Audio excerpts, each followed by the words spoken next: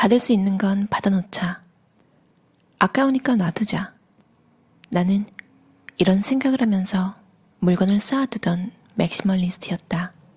물건이 늘었지만 청소를 제대로 못해 먼지가 쌓인 집에서 생활했었다. 넘치는 물건에 익숙해져 물건이 늘어나도 아무런 감흥이 없었다.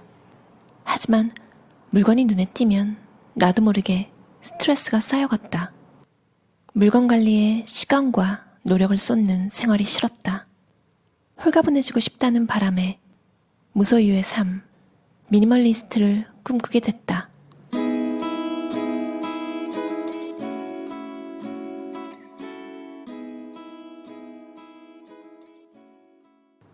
청소와 집안일이 힘들어 에너지를 뺏겼고 짜증이 나서 남편과 싸우는 일도 잦았다.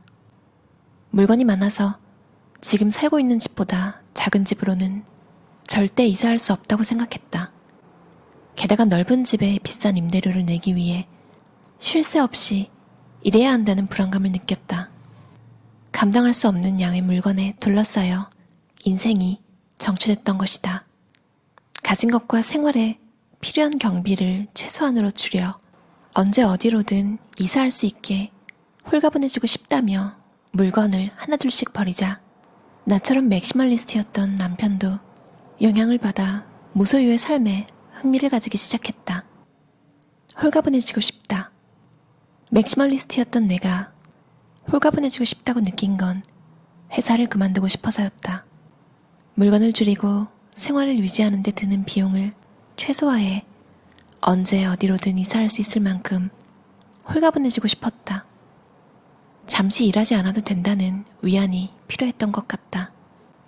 그렇게 마음속에서 홀가분해지고 싶다는 작은 불씨가 활활 타오르게 됐다. 지금은 회사에서의 여러 고민도 해결돼 스트레스 없이 일하고 있다. 하지만 홀가분해지고 싶다는 욕구는 지금도 내 삶 전반에 깔려있다. 나는 단순하게 살기로 했다라는 사사키 우미씨 책에도 소개된 집인데요. 미니멀리스트 오우미 씨의 책이에요. 페이지마다 귀여운 일러스트가 그려진 책인데요. 버리니 참 좋다라는 책으로 먼저 나왔었대요. 제목이 이번에 버리면 살고 싶어집니다로 바뀌어서 다시 나온 것 같아요. 미니멀리스트란 최소주의를 뜻하는 미니멀리즘에서 파생된 단어다. 한마디로 최소주의자라고 할 수 있다. 필요 없는 것은 버리고 물건을 줄여서 집을 말끔히 비우는 사람이랄까? 미니멀리스트는 기본적으로 되도록 늘리지 말고 줄이자 라고 생각하지만 모든 미니멀리스트가 극한까지 줄이고 싶어하는 것은 아니다. 물건 관리 능력, 어떤 것을 소중히 하는지, 어느 정도를 적당하다고 생각하는지에 따라 필요한 물건의 양은 사람마다 다르다. 물건의 양을 적당하게 유지하면 생활이 쾌적해 라고 생각하는 사람이 진정한 미니멀리스트가 아닐까? 주고받는 습관을 버리다. 남편과 사귈 때부터 생일이나 크리스마스 때마다 서로 선물을 해왔다. 솔직히 여러 해 주고받다 보니 선물할 아이템도 떨어졌다. 역시 이벤트 때마다 선물을 고르는 건 힘들다. 비싼 물건은 몇 년 후 취향이 바뀌어도 버리기 힘들다. 그리고 무엇보다 미니멀리스트가 된 후 둘 다 갖고 싶은 물건이 별로 없다. 가끔 갖고 싶은 옷이나 신발이 있지만 각자의 취향에 맞춰 직접 사고 싶다. 서로에게 받고 싶은 물건이 더 이상 없다는 사실을 깨달았다. 그렇게 고가의 선물을 주고받는 습관을 버렸다. 그 대신 저녁밥은 남편이 좋아하는 것을 만들고 딸기가 듬뿍 올라간 케이크를 준비해 축하한다. 조촐하지만 이것이 우리 집에서 생일을 맞는 방법이다. 다행히 남편도 기뻐해 즐거운 시간을 보낼 수 있었다. 정말 오래 사귀거나 결혼을 오래 하신 분들은 기념일마다 선물 고르느라 스트레스를 받을 수도 있겠군요. 특히 한국은 무슨 데이가 되게 많잖아요. 오늘은 또 빼빼로 데이네요. 챙기는 게 재미있긴 한데 바쁘거나 별로 그런 마음이 들지 않을 때는 진짜 귀찮죠. 특히나 또 주위 사람들이 뭘 기대하고 있는 것 같을 때 오늘 뭐 빼빼로 없어? 뭐 이런 회사 다니면 꼭 그런 분들 있잖아요. 본인은 안 챙겨오면서 이 챕터를 읽다 보니까 발레리나 강수진 씨 이야기가 생각이 나요.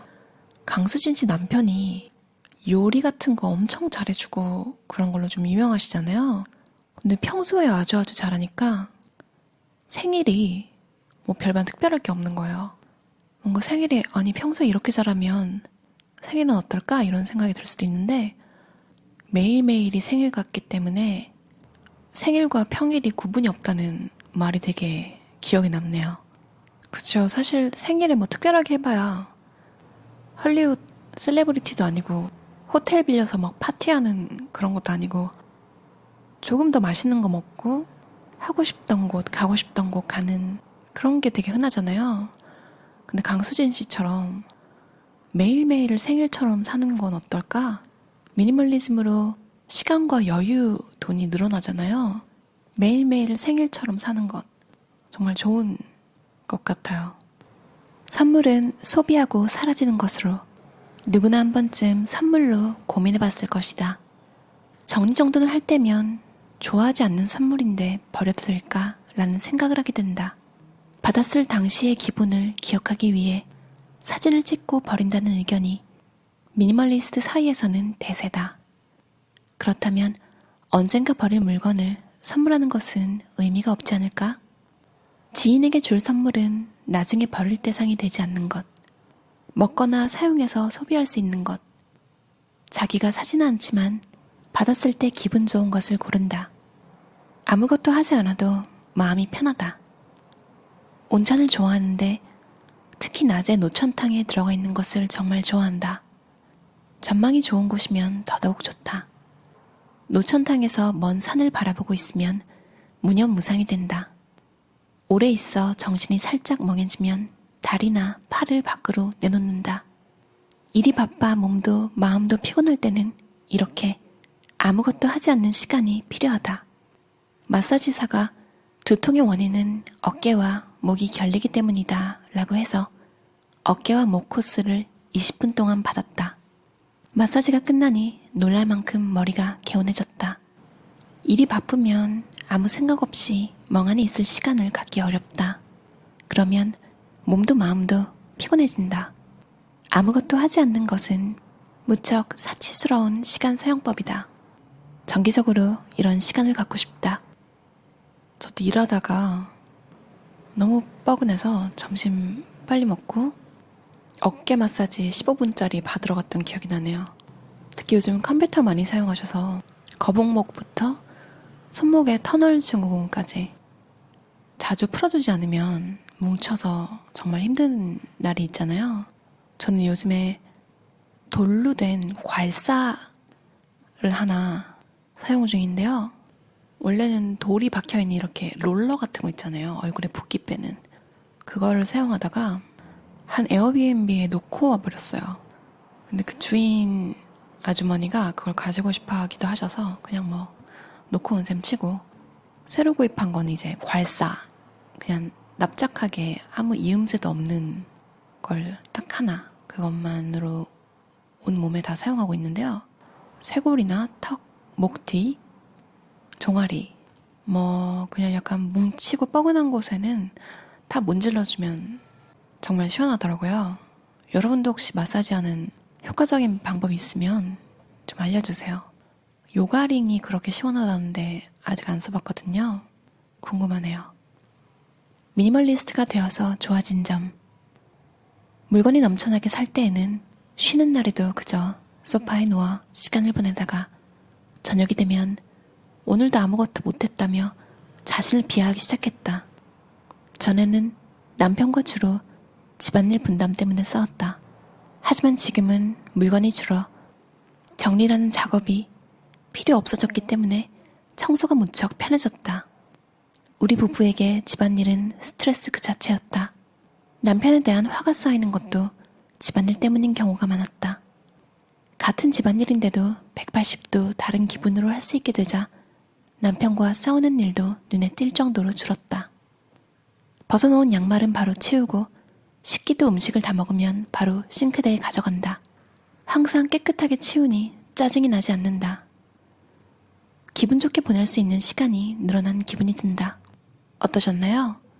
오우미 씨의 버리면 살고 싶어집니다. 마지막에 얘기했던 벗어놓은 양말을 기분 좋게 치운다. 설마 남편이 벗어놓은 양말 오우미 씨가 기분 좋게 매번 치운다는 얘기는 아니길 바랍니다. 깜짝 놀랐네요. 버리니 참 좋다라는 책으로 2016년에 번역이 돼서 나왔다가 최근에 버리면 살고 싶어집니다라는 조금 더 강렬한 제목으로 바뀌어서 재출간이 됐나 봐요.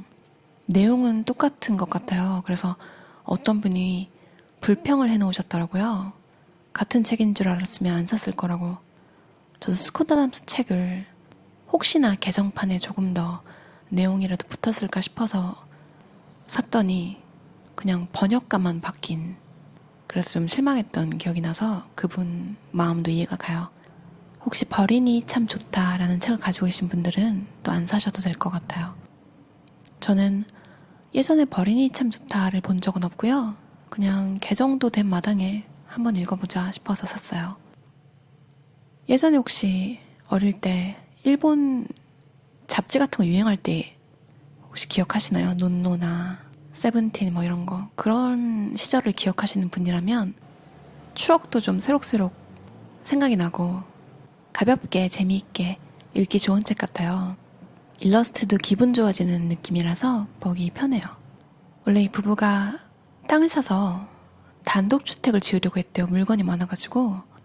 근데 미니멀리즘에 눈을 뜨고 23평에서 13평짜리 집으로 이사하면서 단독주택을 짓는 것에 대한 생각도 변했나 봐요. 한 곳에 평생 살아야 한다는 것에 답답함을 느껴서 물건을 줄이고 오히려 더 작은 집으로 이사를 하게 된, 그리고 물리적으로 할 일을 줄임으로써 집안일을 나누느라 버리는 신경전 같은 게 줄어들어서 사이가 더 좋아졌다고 해요. 버리면 살고 싶어집니다. 제목이 조금 극단적인 것 같지만 정말로 우울증에 죽고 싶어 하던 분이 쓴 청소력이라는 책도 있잖아요. 정말 힘들 때 친구가 와서 집을 다 정리해주고 났더니 삶의 의욕이 생겼다는 이야기였는데요. 제목이 극단적이긴 하지만 그만큼 정리가, 청소가 얼마나 중요한지 일깨워주는 것 같아요. 그럼 들어주셔서 감사합니다. 즐거운 하루 보내세요.